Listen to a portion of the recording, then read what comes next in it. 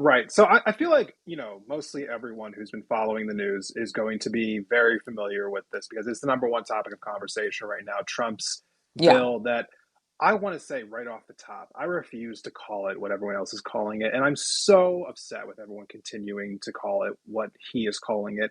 That's a whole different conversation. I'll get to that later. But I want to talk about the details of what's in this bill because the details Absolutely. are what make this bill as insidious as it actually is, right? And it's over 1,000 pages, by the way, of insidiousness. Right. Yeah. Obviously written by these members of Congress, not by the lobbyists who sent it to them, obviously. Of course. So, obviously. No, because these So, guys all know how to read and write. So, yeah. $267 billion cut to SNAP benefits. People who are on Mm. SNAP benefits. I've been on SNAP benefits before. You Hmm. have to be very close to the poverty line, if not very much below it. You are getting small amounts of food basically every month in order to survive because you can't afford groceries for yourself. So that's Yeah. kind of people who are getting SNAP benefits in the first place. I have needed them to survive at certain points, so have other members of my family. Medicaid, $700 billion cut to Medicaid over the next 10 years. Again, who's on Medicaid? People who cannot afford health insurance. Legally speaking, when you go into the marketplace to get health insurance, you have to be making a certain amount per year to even qualify for Medicaid. So you are not making that much money. That is your health care. They want to take that away. Medicare itself, $500 billion cut over the next My 10 God. years. Who is on Medicare? The oldest amongst us who are either retiring or approaching retirement, people who are at the end of their lives, right? Our Hmm. grandparents, some of our parents. Um, we should be investing in these programs. Republicans want to divest in them to present more tax breaks to the richest people in human history. The billionaire class will be people who will be the recipients of these tax breaks. Natalie, there are more things in this bill, and I'm going to get to them. So I'm not like just rattling off a giant list here in the beginning, but Sure. these are the first three things that we focus on when it comes to this disgusting bill. This reverse Robin Hood, like let's steal from the poor, give to the rich. Just focusing on the main three right here. What are your reactions as we've kind of gone through the news cycle with this for the last like few weeks, few months, even talking about Yeah. Trump's monstrosity here? Yeah. I actually cried when I saw this, that it actually passed the House by one One vote. vote. I actually cried because I care about people and I want my tax dollars to feed people and give people health care. And I am astounded that other people don't feel that way. I guess my question for people that support this is, what do you want your taxes to pay for? Like, I'm confused because I remember this one professor of mine in college said taxes are your democracy dues. And I always thought that was kind of an interesting way of looking at taxes. And I liked that philosophical framing of it, where it's like, I pay into this collective thing because this is the kind of free society that I want to live in. Because when I think of what freedom is, I think of not just the freedom to do things, which I think a lot of people frame it in their minds that way, but I like to think of freedom as in freedom from. And Yeah. don't we all want to be free from disease? Don't we all want to be free from poverty? Don't we all want to be free from fear that we can't pursue our happiness, our liberties, because all we can do is just stay alive?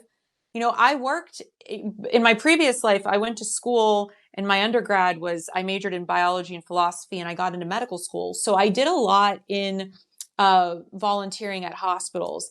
I see who comes in that's on Medicare and needing of assistance. I worked in shelters when I got my master's in social work. I saw who was staying that needed SNAP and needed access to Medicaid. Yeah. My God, it could be any of us. There is no one face of these products, right? Like any one of us could be in a position where we might need resources. And in the most wealthy, the wealthiest nation in the world, the fact that we are denying people the basic tenets of living, right? Things that are not even discussed for debate in other nations. But the fact that we are denying people the ability to feed themselves and their children and to take care of their own health when we have like the worst outcomes, we spend the most per capita of any, any developed or resourced nation, however we want to call it these days. And we have the worst health outcomes. Our life expectancy is dropping. And this is how we're going to make America healthy again? Like, no. I philosophically denounce everything about this. And I believe that healthcare is a human right. And I believe that we all should be able to access healthcare however and whenever our doctors and us see fit. And the government should not be telling me that I can't get healthcare because I don't make the right amount of money. To me, that is practicing medicine without a license. And that's my issue with for-profit insurance companies as well. So this made me cry. It is terrifying. When I Mm-hmm. am out in the community here where I live at in Montana, there are so many people who I know in my everyday life who either currently or at some point had to rely on SNAP or Medicaid. There Mm-hmm. are people who are basically just struggling, trying to get through life, working to their best of their abilities, and sometimes you just fall on hard times. You Yeah. know, when you are living in a town, such as the town that we live in right now, where housing prices have damn near tripled in the last 5 years and wages have barely gone up at all, Yeah. right? And price of food has gone up. You have landlords who are able to raise your rent whenever they see fit to however much they see fit, right? That's You're right. trying to do your best to get roommates to survive. Maybe you're still dealing with student loan debt, every single day. Everything around you is getting more expensive and you're being squeezed and squeezed and squeezed. And sometimes you find yourself maybe developing, a substance abuse problem. Maybe sometimes you find yourself developing an addiction here or there. Mm-hmm. I think it's really easy to see how these domino effects can come in, right? Yeah. Where the stresses of life kind of compound and compound, and then you find yourself, maybe needing some extra help, maybe needing the help of SNAP benefits, needing the help of Medicaid. And we are trying to take those services away from people, the people who are Yeah. struggling the most to survive.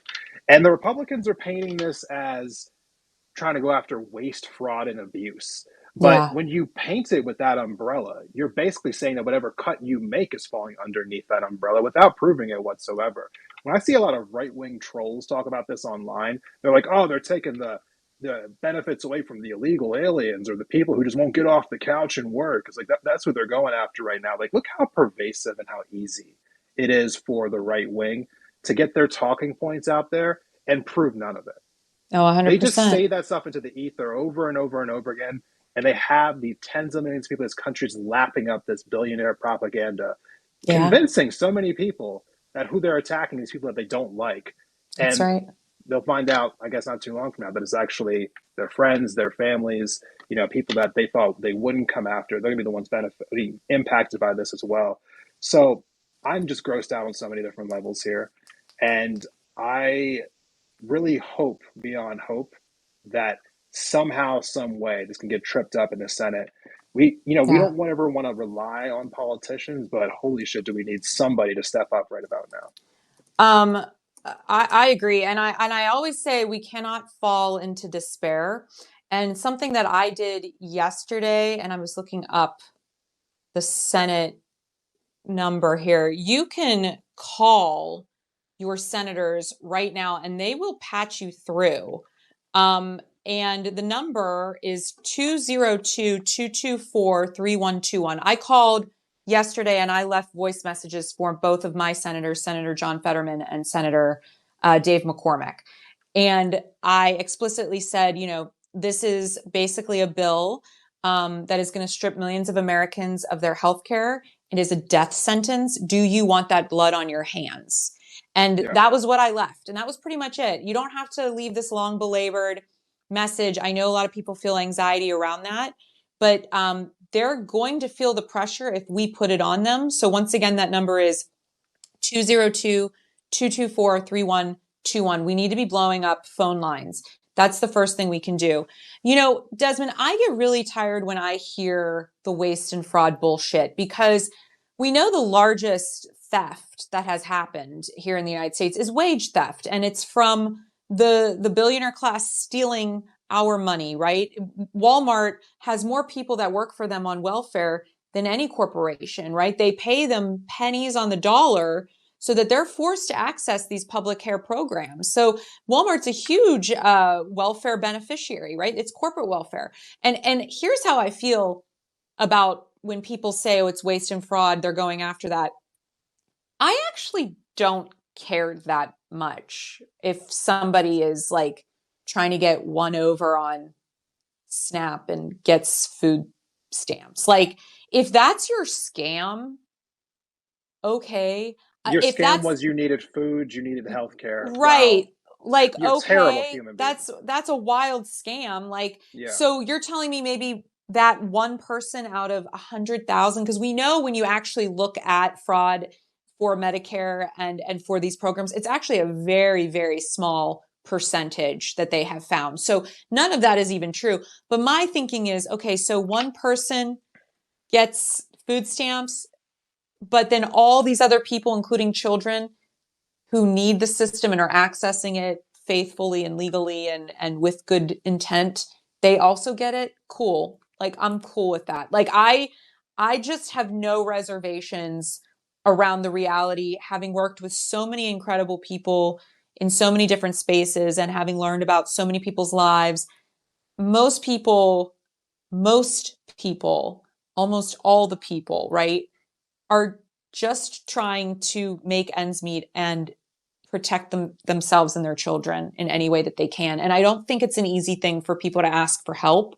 And the idea that we want to shame people further, especially when there is so much systemic violence through a lack of a living wage and through a lack of affordable housing, there's so many things that we know impact physical and mental health.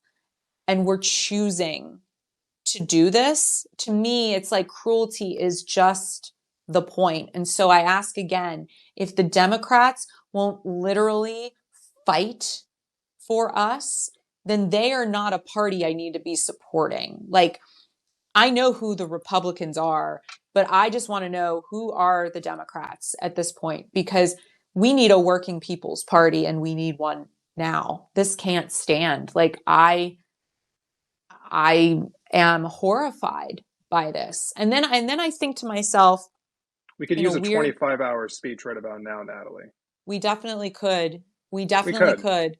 And I think to myself, and I've been trying to play this game to avoid despair, mental depression, is what's on the other side of this? Like, when we all come out of this at some point, maybe it's 5 years from now, maybe it's 10 years from now, and we're picking up the pieces of this scattered nation that are left in the dust and that are left behind.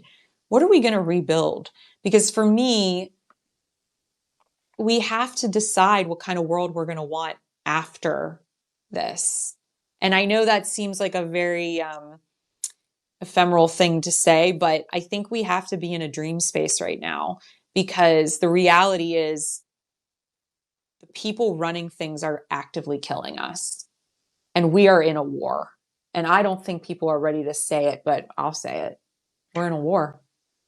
We had someone in the comments ask just a bit ago, do either of you know how to start a town hall meeting? Um, well, I'm not On sure if here? there's I'm not really sure, but I'm imagining in the town that this person lives in. But I don't know how official it needs to be. But if you want to just rent out a space in your community or go to some free space and just hope that people will attend and talk about what's going on in your community or what's happening around the nation. I mean, I think anyone should do that that wants to do that. And I think there's plenty of ways to get started on that. You can probably go on social media, organize an event, invite a bunch of people to come out there. Um, yeah, I think that those are really good things for people to be doing. I mean, I see that we do things like that here in Missoula, where I live at quite a bit. People will hold events and kind of call attention to different things going on around here in the community. So I think it's always a great thing when people do that.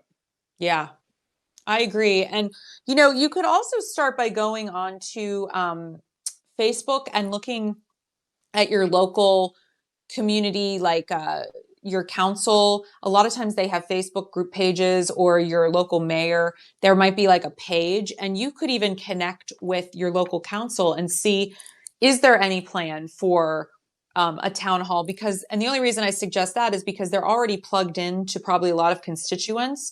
And Yeah. that might be a good like jumping off point to see if they would be willing or able. And if not, then to your point, Desmond, you don't have to ask permission, but it might be No. beneficial to see if you can have any of just your local community leaders want to be involved with the organization and the support of it.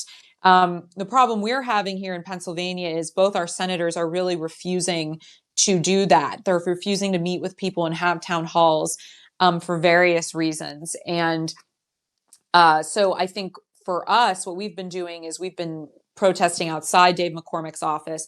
We've been protesting outside Fetterman's, and I'm saying we collectively. I've covered these protests, and Yeah. people go. They go every week to McCormick's hub. I think it's like Monday McCormick protests or something they're called. And so there's a lot of that stuff because this person, Abstract J, is he said, I'm trying to get a hold or getting the attentions. Go to one of those rallies.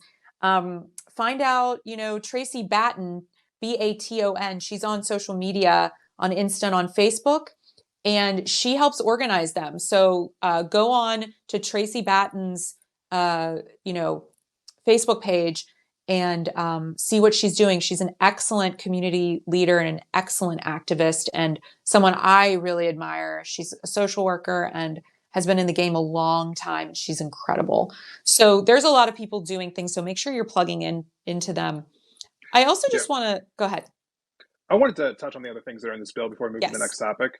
Yes. So there's also, as you alluded to earlier, there's the no tax on gun silencers. There's also no money planned for Planned Parenthood. An additional $150 billion a year for the imperialism budget for the Defense Department and national security. There is, they want to put a tax on university endowments, an overhaul of the student loans program, more drilling and mining on public lands. This legislation would also provide $46.5 billion to revive the construction of Trump's border wall, as well Because that went as so well the first time. $4 billion to hire an additional 3,000 border agents, and there is funds for an additional 10,000 ICE agents and ICE investigators. So there is a lot of different things in this bill besides just cutting food benefits and healthcare benefits away from the most vulnerable people in our society. There's also all of those things as well. I mean, each one of them is honestly worth its own video. And I Oh, think to some degree 100%. we'll probably be coming back and talking about this topic more in detail as Yeah. time goes on because, yeah, whether it's talking about the failures of the border wall, talking about ICE agents, talking about taxing universities, taxes on Yeah. gun silencers, Planned Parenthood. I mean, these are all things worth their own individual discussion, and we will be doing that at some point down the road Yeah. here. But for the sake of today, I think I just want to look at this as like a totality and just say that all of this is just heinous to me. Like truthfully speaking, I don't know exactly where I want to pinpoint my frustrations the most, but I will say that I cannot find a single positive thing that I agree with here. You know, No. out of just pure transparency here, Natalie, I think there was like maybe once, maybe twice, I can think of like two times Okay. in the first Trump administration where I saw something that he did that I was like, hey, you know what? I actually don't think that was a bad thing. I haven't seen one of those things yet. No. Not one. No. I Not mean, one. I knew that Everything is not I only knew is it this was bad, going to be it's bad. horrendous. No, I knew this was going to be bad. I mean, I knew it was. I knew if he got back in, this was going to be him with more money and power behind him more organized than ever before. And it's even worse than I knew it. I knew it was going to be bad, but this is even worse than I thought. The last thing I wanted to say about this, Natalie, before we go to the next topic here, the reason why I was so upset about this whole framing behind the big beautiful Sure. bill, it seems like really small potatoes in comparison to everything else that we're talking about, but it kind of comes back to the same thing that we talk about over and over again, where Republicans seem to always know how to dominate these conversations in like the political narrative space. Like they know how to Yeah. frame the things they want to frame. They know how to Right. attack the things that the left is doing. And it feels too often like we're always playing on the defensive. Like we are Yeah. always essentially like they set the terms of the game and then we just play the game the way they want us to play the game. And I just think that there are little things along the way that need to be addressed directly. Like, don't allow his bill's name to be called this big, like that's what he wants it to be called. So don't No. call it that. Right. You know, like every time that they see something out there that they don't like, they put a name to it and they just say it over and over and over and over and over again. It's again, talk about something really small here, but I think No, it's not small at we all. do him credit by continuing to say the name of the bill that he wants the bill to be called, Yes. when what it actually is anything but beautiful or whatever the hell he wants it to be called. Like It's this reverse is Robin Hood. he is going to destroy people's lives with this thing, and he wants to 100%. frame it in a way that feels positive so that when it gets circulated through every news cycle or every newspaper in this country, every news organization in this country, that's what the title will be: Trump's big beautiful bill. And so far, even my local company here, K-Pax here in Missoula, that's what they're running it as. And I'm just like, what are we doing? Like, No, what are we doing right I now? feel that. And, I'm glad that you said that. I actually did a video today. I do a video series for Penn Capital Star, which is a nonprofit newsroom in Harrisburg. And I do this video called Week in Focus. And of course, all 10 of the all 10 of the House Republicans voted from Pennsylvania in favor of this. So I wanted to point that out. Yeah, And I quoted something that Trump said in the narrative, and my editor said, take that out. I don't want to amplify what he actually said. And I was yeah, like, yeah, like you're right. We don't need to repeat this. I was thinking in my mind, like, I want people to hear what he said because this was awful. But to your point, and I'm glad that my editor said that to me, that's the bonus of sometimes having an editor is you get to bounce something off of somebody. yeah. Um, and I was like, yeah, you're right. I don't want to say that. That's not necessary to get the point across that this is horrendous. I don't need to share the tweet that he put out there on Truth Social. And it was just one of those moments where the mainstream media could learn a lot from these smaller organizations because they get it. So there is something to be said about that. So shout out to Tim. Thank you, Tim. Thank you, Tim. All right. On that note,